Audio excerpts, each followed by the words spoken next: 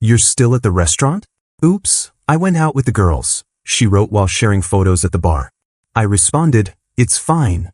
Then I cut her off completely. Now she's searching for me through everyone we know. Looking back, that text message was the perfect summary of our entire relationship, me waiting, her living her best life somewhere else, and both of us pretending it was normal. I'm John, a 31-year-old architectural engineer in Denver, and this is the story of how I finally stopped being someone's backup plan and learned that sometimes the most important conversations happen in complete silence. I was sitting alone at Altitude, Denver's premier rooftop restaurant, watching the city lights blur through my second glass of wine while the anniversary gift box grew heavier in my jacket pocket with each passing minute. 2.5 hours I'd been there, checking my phone every few minutes like some desperate teenager waiting for prom date confirmation, while the waiter James, who actually remembered us from our previous visits and had even asked how the lovely travel blogger was doing, kept refilling my water glass with increasingly sympathetic glances that made my situation feel even more pathetic. This was supposed to be our celebration dinner, marking both my massive promotion to senior project manager and our 2-year anniversary, the kind of night I'd been planning for 3 weeks with the meticulous attention to detail that had made me successful in sustainable architecture but apparently annoying in relationships. It's so important to me that we celebrate this together, I told Riley just that morning over coffee, explaining again how this promotion represented 5 years of grinding toward leadership of Denver's most ambitious green housing development. This changes everything for us financially, opens doors we've only dreamed about. She'd smiled that radiant blogger smile, kissed my cheek while already reaching for her phone to capture the golden morning light, and promised she'd be there looking amazing because she was so incredibly proud of her brilliant, dedicated boyfriend who deserves all the recognition in the world. The words had felt genuine in the moment, accompanied by her posting a story about preparing for a super special night celebrating my amazing man's incredible achievement, even asking her 75,000 followers to help choose between 2 dresses for our romantic evening out. Instead, I was watching her Instagram stories unfold in real time like some cruel social media documentary of my irrelevance. First a selfie at Prohibition, some trendy speakeasy downtown that charged $18 for cocktails with names like Forgotten Dreams and Lost Opportunities, accompanied by her college roommates who'd apparently decided on an impromptu reunion without consulting anyone's actual commitments. The captions evolved from unexpected girls' night brewing to sometimes the best therapy is spontaneous adventures with your favorite humans, while I sat at our corner table with an unopened bottle of Dom Perignon that cost more than most people's rent, the same champagne I'd specifically chosen because she'd mentioned it in a travel post about celebrations that deserve something extraordinary.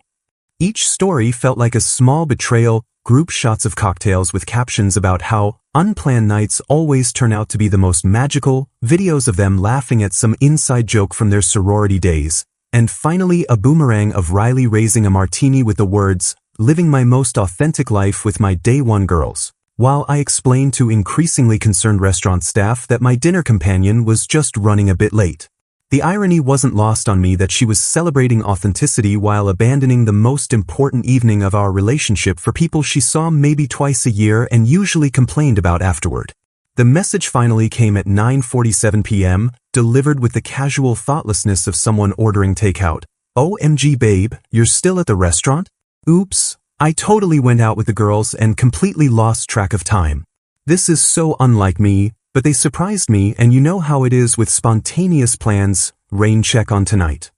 I stared at those words for a full minute, watching the delivered notification turn to read, while my brain processed the mathematical impossibility of accidentally forgetting something we discussed daily for 3 weeks, something she'd posted about to 75,000 people just hours earlier. The casual oops hit hardest. Like our anniversary dinner was equivalent to forgetting to buy milk or missing a Netflix episode, not the culmination of my biggest career achievement and our relationship milestone falling on the same perfect evening I'd planned to propose a weekend trip to Napa Valley as our next adventure together. Something fundamental shifted in my chest in that moment, not heartbreak or even anger, but this crystalline clarity about what I'd been accepting as normal for 2 years, the constant rescheduling, the last-minute changes for better opportunities, the feeling that I was always competing with her next adventure for basic consideration in her life. I typed back, it's fine. Because what else do you say when someone reduces your most important evening to an afterthought, when pointing out the magnitude of their thoughtlessness would only make you look desperate and demanding rather than understanding and supportive? James approached with professional discretion, probably wondering if I'd been stood up or if there was some emergency, and I asked him to remove the second place setting because something had crystallized in that moment about what I'd been accepting as normal behavior from someone who claimed to love me. The champagne I'd ordered to toast our future stayed unopened beside the Napa Valley surprise that would never be given, while I sat there finishing my dinner and realizing this wasn't the first time I'd felt like an afterthought in Riley's carefully curated life. But to understand how a successful engineer ended up waiting alone at his own celebration dinner, I need to go back to the beginning, to a sustainability conference 2 years earlier where I met a travel blogger who seemed like everything I'd been missing, and trace the gradual transformation from partnership to me becoming someone's unpaid lifestyle coordinator. Meeting Riley had felt like finding the missing piece of my methodical, engineering-focused life.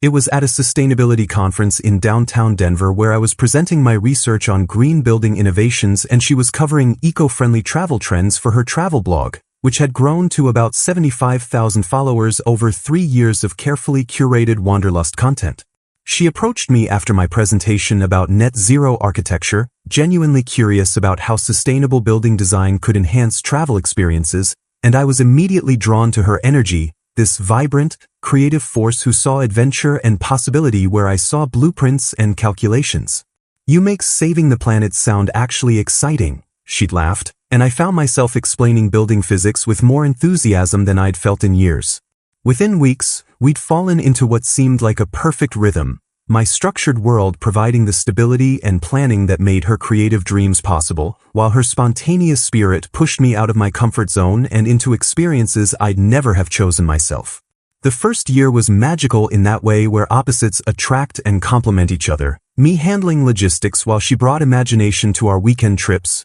her inspiring my work with her environmental passion while I grounded her more scattered tendencies with practical support and genuine interest in her blogging career. I'd spend evenings helping her research sustainable hotels for upcoming articles, calculating carbon footprints for various travel routes, and even learned basic photography techniques to help capture better content when we explored Colorado's national parks together. But gradually, almost imperceptibly, the balance shifted from complementary partnership to something that felt more like me being the infrastructure that supported her lifestyle brand. She'd plan spontaneous trips to places like Telluride or Aspen, and I'd end up coordinating the transportation, booking accommodations, and covering most expenses since blogger income was inconsistent but totally worth it for the creative freedom.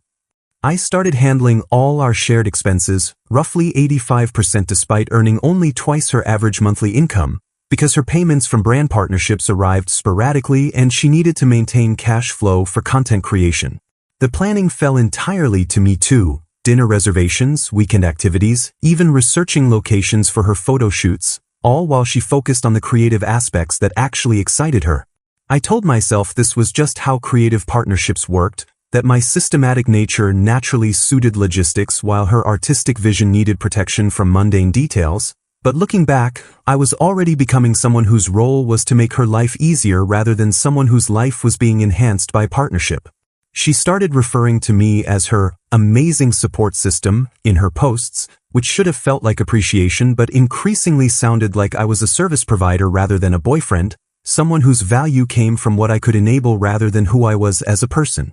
The pattern of broken promises escalated over 18 months from minor disappointments to moments that genuinely hurt, each one teaching me that I ranked somewhere below spontaneous opportunities on Riley's priority list. The first major blow came when she skipped my company's annual Architecture Awards ceremony, where I was receiving recognition for designing Denver's first net zero office building, a project that had consumed 2 years of my life and represented everything I'd worked toward in sustainable design. "I'm so excited to see you get honored," she'd said while helping me pick out a suit, even posting about her brilliant boyfriend's big night with heart emojis. But 3 days before the event, she announced she'd been invited to a sponsored wellness retreat in Aspen with some lifestyle influencers. "It's such an amazing opportunity for content," she explained, already packing her yoga mats and crystal collection, "and honestly, award ceremonies are kind of boring anyway, right? You'll just be sitting at a table eating chicken while people make speeches." I attended alone, watching colleagues bring their partners to celebrate career milestones while I explained Riley's absence with increasingly hollow excuses about work commitments, the award feeling empty in my hands because the person who was supposed to care most about my achievements was posting Instagram stories about sunrise meditation and organic smoothie bowls. The second devastating absence happened when my elderly grandmother visited Denver for what would be her final trip, specifically requesting to meet John's special girl she'd heard so much about in our weekly phone calls. "I can't wait to meet the woman who makes my grandson so happy," Grandma had said, and I'd planned a lovely dinner at her favorite restaurant, even researching gluten-free options for Riley's dietary restrictions. But the morning of our dinner, Riley received a last-minute collaboration offer from a luxury travel brand in Vail, a weekend at a 5-star resort that would absolutely transform her portfolio and open doors to bigger partnerships. I sat across from my confused grandmother, explaining why the chair beside me was empty while she repeatedly asked if Riley was feeling well, the disappointment in her voice making my chest tight with shame for defending someone who couldn't prioritize a single evening for family. The most crushing abandonment came 6 months later when my father passed away suddenly from a heart attack, and Riley missed his memorial service because she'd committed to a digital detox retreat in Sedona that she claimed would help her reconnect with her authentic voice as a creator. Even as I called her sobbing with the news, even as I explained that Dad had always asked about her and considered her part of our family, she insisted she couldn't break her commitment to the retreat facilitators who were counting on her to document the transformative experience. I buried my father surrounded by family and friends who all noticed her glaring absence, their careful questions about whether she was okay, making it clear that everyone could see what I was trying not to acknowledge, that I was grieving alone because the person who claimed to love me couldn't interrupt her personal brand development for my family crisis. She sent condolences via text from a yoga session, including a selfie with a sunset and caption about sending love and light during difficult times, as if my father's death was content for her spiritual journey rather than the most devastating loss of my life. The promotion to senior project manager represented 5 years of grinding through 70-hour weeks, weekend certifications in green building technology, and countless nights studying LEED standards until my eyes burned, all building toward this moment when I'd finally lead Denver's most ambitious sustainable housing development. The $30,000 salary increase meant we could finally afford the international trips Riley constantly talked about for her blog, the security deposit on a better apartment, and maybe even start planning the future I'd been quietly hoping we'd build together. I'd specifically chosen Altitude Restaurant for our celebration because it was where we'd had our first official date 2 years earlier, the same corner table where she told me I was unlike anyone she'd ever met, and where I'd first started imagining what our life could look like if we both chose to build it together. For 3 weeks, I'd been reminding her about this dinner's importance, explaining how the promotion would transform not just my career but our entire financial landscape, how it meant I could finally support her travel blogging dreams properly while we built something stable underneath the adventure. "This is huge for us," I'd told her repeatedly. "It changes everything about what we can plan for our future."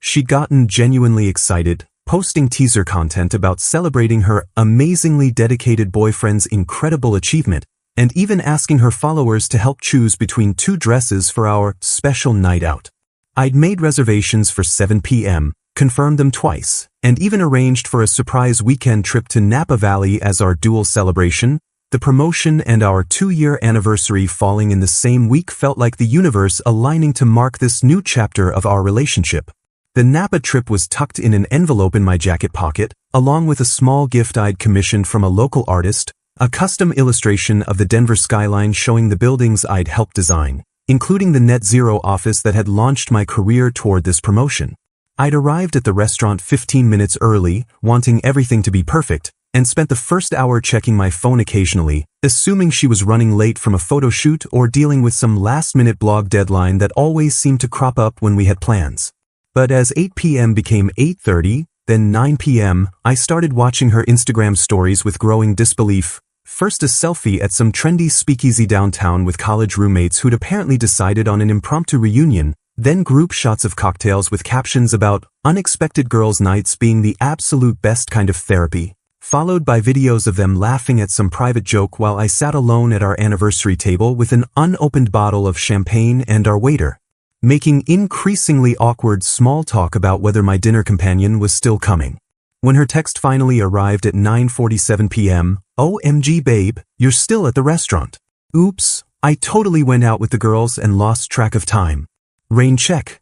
I stared at those words until they blurred, realizing that the most important professional moment of my life, combined with our relationship milestone, had been completely forgotten in favor of spontaneous drinks with people she saw maybe twice a year. Rather than exploding with the anger burning through my chest or demanding explanations that would only lead to more excuses about spontaneous opportunities and lost track of time, I chose a systematic approach that reflected both my engineering mindset and the crystalline clarity I'd gained about our relationship's true nature over 2.5 hours of sitting alone at our anniversary table. The next week, while Riley was on a sponsored glamping trip in Moab posting Instagram content about finding yourself in nature's cathedral and disconnecting to reconnect with your authentic self, I secured a loft apartment in Denver's Arts District, arranged professional movers for the following Sunday, and methodically began extracting myself from every shared financial obligation we'd accumulated over 2 years of me subsidizing her lifestyle.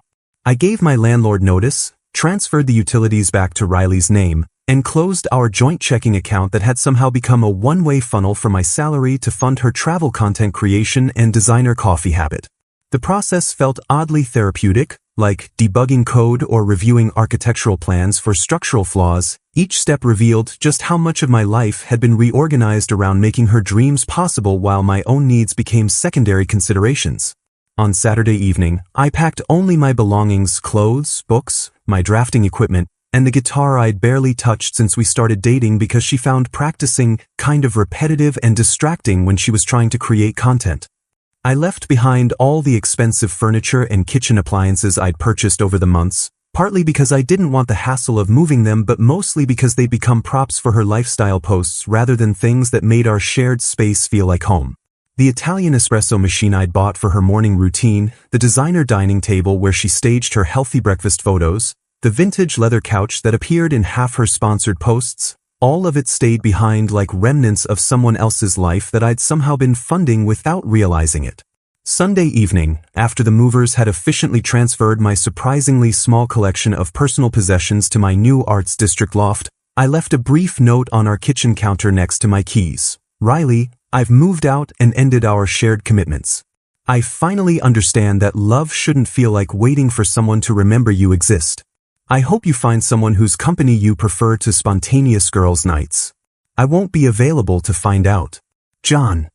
No dramatic confrontation, no itemized list of grievances, no demands for explanations or apologies, just a clean, definitive conclusion to what had gradually become a business arrangement where I provided financial stability and logistical support while she provided content for her personal brand and occasional companionship when nothing more interesting was available. Without my substantial financial support covering roughly 85% of her expenses, Riley's carefully curated lifestyle began unraveling with mathematical precision as reality crashed into her blog income, which had never been sufficient to sustain the expensive downtown apartment, frequent travel, and designer, everything that had become essential elements of her personal brand. Within 6 weeks, she'd been forced to downsize to a studio apartment in a less photogenic neighborhood, and I watched through mutual friends' casual updates as several brand partnerships dissolved when she could no longer provide the luxury travel and lifestyle imagery companies had been paying her to promote. Turns out,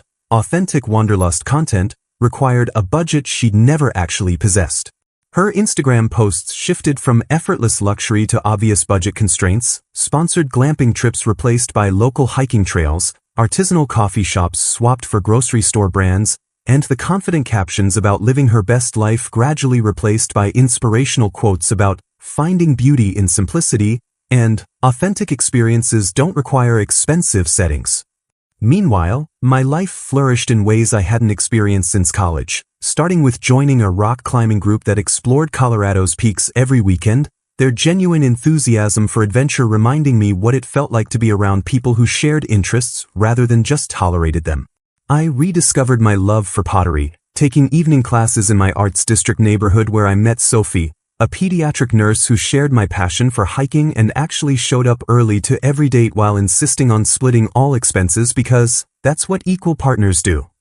The contrast was remarkable. Sophie and I would spend Saturday mornings climbing Garden of the Gods, then return to my loft to cook dinner together and have actual conversations about our work and dreams, her asking genuine questions about sustainable architecture while sharing stories about helping kids overcome medical challenges that made my building projects seem both important and properly scaled. We'd sit on my fire escape with coffee and sketchbooks, her reading while I worked on design concepts, both of us comfortable in silence that felt connected rather than ignored, and when she looked up from her book to comment on something funny or interesting, I realized how long it had been since anyone had actually listened to my responses rather than just waiting for their turn to talk about themselves. Our relationship developed naturally around shared values and mutual respect rather than me reorganizing my life to accommodate someone else's need for constant entertainment and financial support. Sophie celebrated my work achievements with genuine pride, asked thoughtful questions about my projects, and even helped research sustainable building materials for my housing development because she found the environmental impact genuinely interesting rather than just something to tolerate about my personality. When she suggested weekend trips, she came with research about hiking trails and budget-friendly accommodations, contributing her own ideas and splitting costs because she wanted to build experiences together rather than having them provided for her consumption and social media documentation. 10 months after my silent exit from Riley's life, she appeared at my Arts District building on a snowy December morning, having tracked down my address through mutual friends who thought they were helping two people meant to be together reconnect after some misunderstanding rather than enabling someone to pursue a man who'd deliberately chosen to disappear from her world. I spotted her through my loft's industrial windows, standing in the lobby looking markedly different from the polished lifestyle blogger I dated, less curated, more vulnerable, wearing simple winter clothes instead of the carefully coordinated outfits that used to serve as content for her travel posts. Her hair unstyled and her face makeup-free in a way that might have been refreshing if it didn't obviously represent desperation rather than authentic choice. When she called up through the building's intercom system, her voice carried a trembling quality I'd never heard before, and despite every instinct telling me to ignore her entirely, I buzzed her up because some part of me needed to hear what possible justification she could offer for tracking me down after I'd made my position abundantly clear through my complete absence from her life. She knocked softly, almost hesitantly, and when I opened the door, her eyes immediately swept my loft with obvious surprise. The pottery wheel in the corner, climbing gear organized on custom-built shelves, architectural drawings spread across a drafting table, and Sophie's nursing textbooks stacked on the coffee table, all of it representing a life that had clearly flourished without her presence in ways she'd never imagined possible. "Marcus, I know I have no right to be here," she began, her pitch sounding rehearsed yet desperate, "but I've been in therapy for 6 months working through my commitment issues and finally understanding how selfish I was, how I took you for granted and destroyed something beautiful because I was scared of how real it was getting." She talked about recognizing patterns of self-sabotage, about learning to prioritize relationships over career opportunities, about realizing that spontaneous adventures meant nothing without someone meaningful to share them with, and about understanding that she'd thrown away her best chance at genuine partnership for the illusion of freedom that had left her lonelier than she'd ever imagined possible. When she finally asked if there was any chance for reconciliation, if we could maybe start slowly as friends and rebuild what we'd lost, I looked at this woman who'd once made me feel like I was never quite important enough to prioritize and felt only the calm satisfaction of someone who'd learned his own worth. "Riley, I appreciate that you've been working on yourself, and I genuinely hope therapy helps you build better relationships in the future," I said, my voice steady and kind but absolutely final. "But you didn't just forget our anniversary dinner. You showed me that I wasn't important enough to remember, and that's not something therapy can fix because it wasn't a mistake, it was a choice. And now I've chosen differently too." The conversation ended with her crying in my building's lobby while I felt only relief and gratitude for finally understanding that loving myself meant refusing to return to a dynamic that had systematically eroded my self-worth, no matter how much someone might claim to have changed after losing access to what I'd provided.